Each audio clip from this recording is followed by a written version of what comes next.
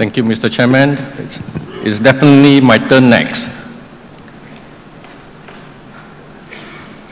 Before I start, I would like to thank the Malaysian Estate Owners Association and RSPO for giving me this opportunity to relate my experiences in trying to get my estate certified sustainable, the challenges that I faced, and the key points learned. I'm here to speak on sustainable oil palm production from an outgrower's perspective, or rather, why no sustainable oil palm production from outgrowers in Malaysia. I will talk about my experiences, what happened, and the present two gates to get in, the CPO route, where I have to tie up with independent mill or an integrated mill, or recently the FFB route. All these two alternatives are actually not effective for entering. I'll elaborate on that. What I think is the proposed solution, the lessons that I learned from going through this, and the conclusion. Ladies and gentlemen, we've been hearing all sorts of terminology: smallholders, outgrowers, integrated, mill, independent growers. Well, for the presentation today, I'll term integrated growers as growers operating a mill and their end product is CPO, whereas an outgrower is an independent grower like me without a mill. I produce FFB. Generally speaking, in Malaysia, when we say smallholders, they are less than 40 hectare, and sometimes they say it's 50 hectare. The fact that oil palm is still an economic crop after more than 100 years shows that it is sustainably cultivated in Malaysia. Such a feat is only possible because of periodic reviews on sustainability. Without such reviews, plantation in Malaysia would have been part of Jurassic Park a long time ago. My experiences with RSPO. As an outgrower in Malaysia, I arranged for talks on the importance of RSPO to the members of MEOA, principles, criteria, unit of certification, book and claim segregation, and etc. were introduced.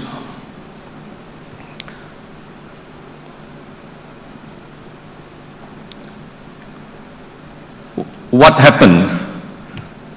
Even though it was premature in 2008, I arranged for a prototype baseline assessment visit report to be done in one of my estate of 392 hectares in Perak. This voluntary pilot assessment was to evaluate the conformity and adaptability with the then final draft of the Malaysian National Interpretation dated March 2008. At the time of assessment, RSPO has defined the certification requirement for small growers with an area greater than 40 hectare and less than 500 hectares.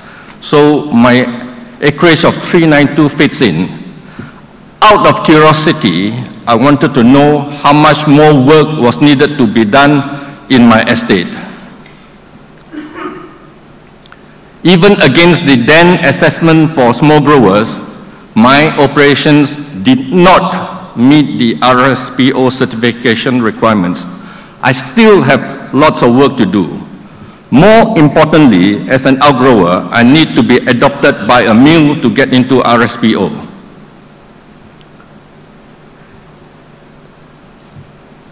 To proceed on this pilot assessment, the cardinal rule then was the unit of certification shall be the mill and its supply base. As an outgrower without a mill, I would need to be the one of the supply base of a mill. Through the CPO route, there are two types of mill for me to approach.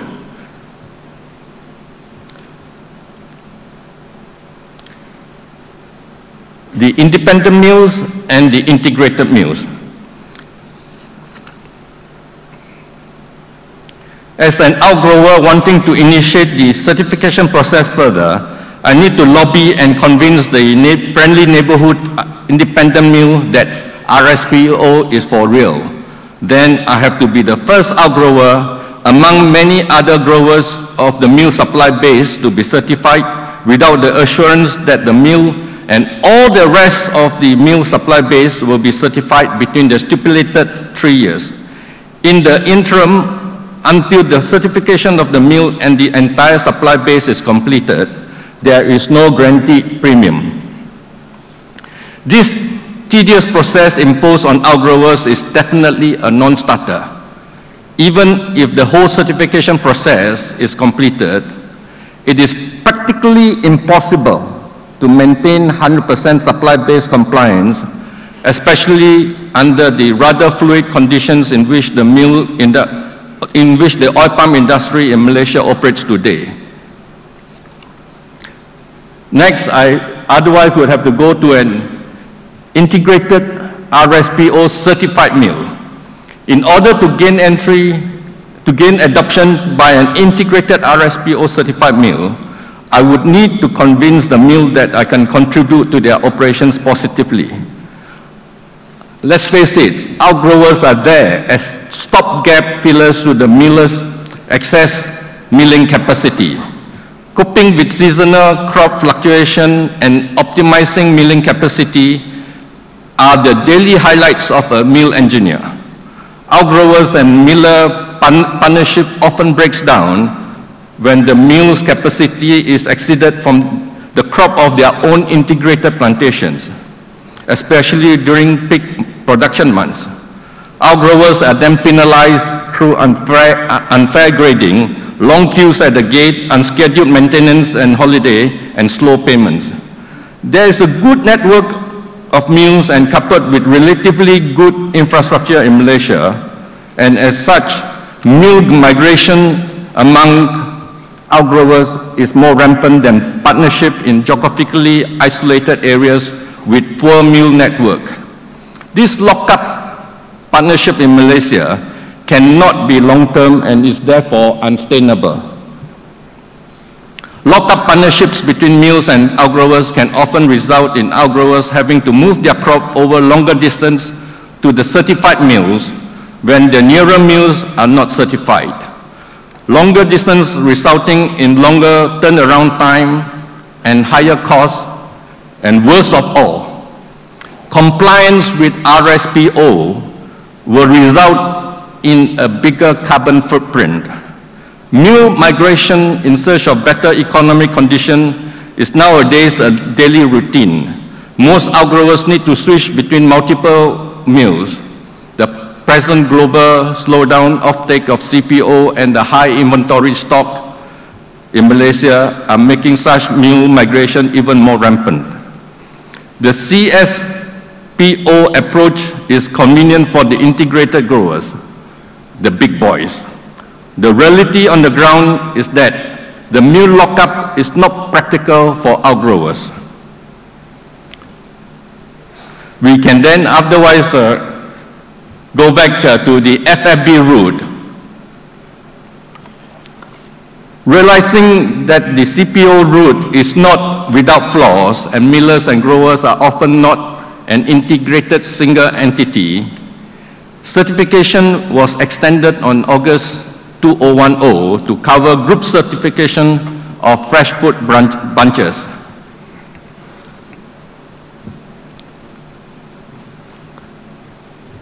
Group certification via this FFB route shall only cover independent growers to be under the control of a group manager. Larger independent oil palm growers, usually exceeding 50 hectares and without an associated mill, may be included between group certification at the later date as described by RSPO. You probably cannot see the color, but this is exactly what it says. At a later time to be decided by RSPO. To date, RSPO has not decided, and the exclusion of independent growers more than 50 hectares remains. In effect, for an outgrower like me, this is exactly what's happening. Mr. Chairman, you earlier said this is the first time an outgrower ever spoken. I hope you understand why.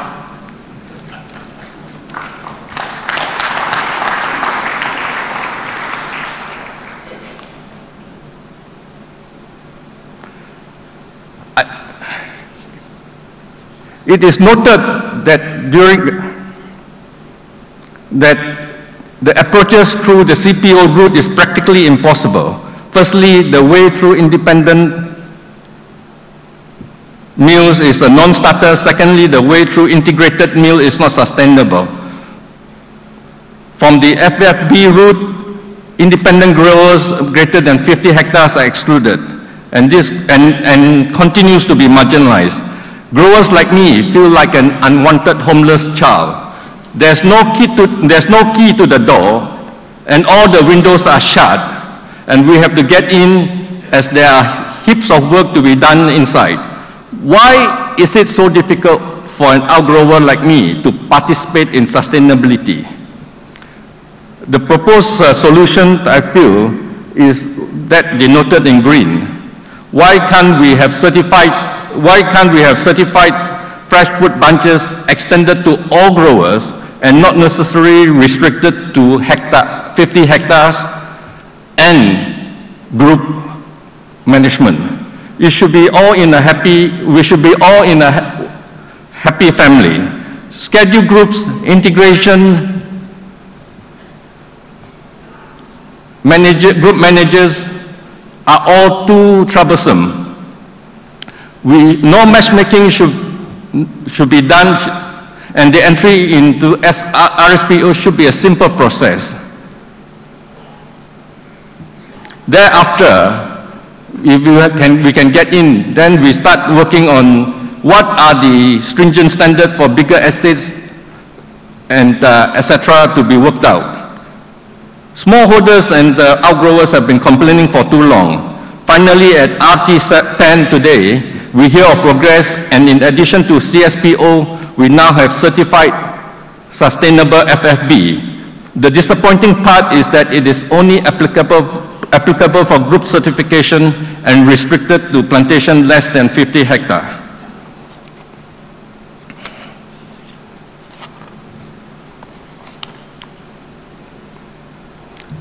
Is certified FFB extending to all group too simple?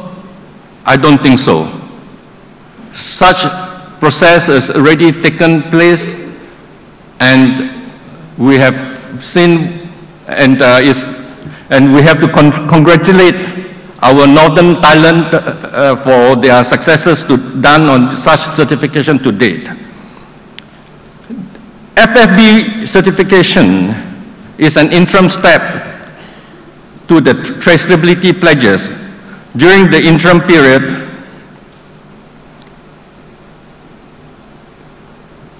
the necessary network of certified growers and certified millers can then be worked out to make it more practical.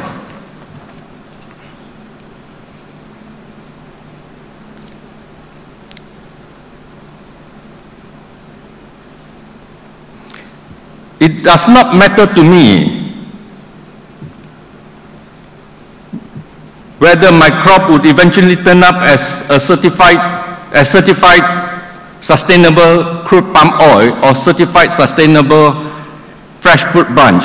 I don't think it should bother RSPO either, because if my friend over there, he is not interested whether it's FFB or CPO, but he is interested to see whether there's less deforestation taking place. If we have FFB certification, I can't think anybody else could be aggrieved, or are there any victims? What really matters is that from a certification like this, we improve our field operations.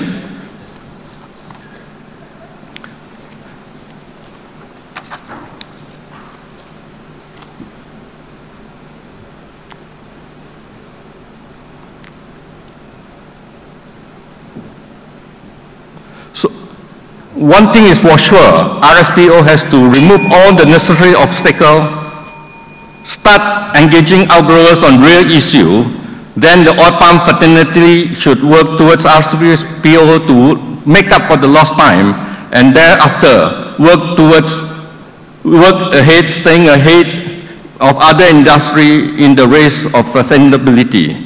We are all, as outgrowers in Malaysia, waiting for the war to come down. Sorry, I overshot it. Thank you.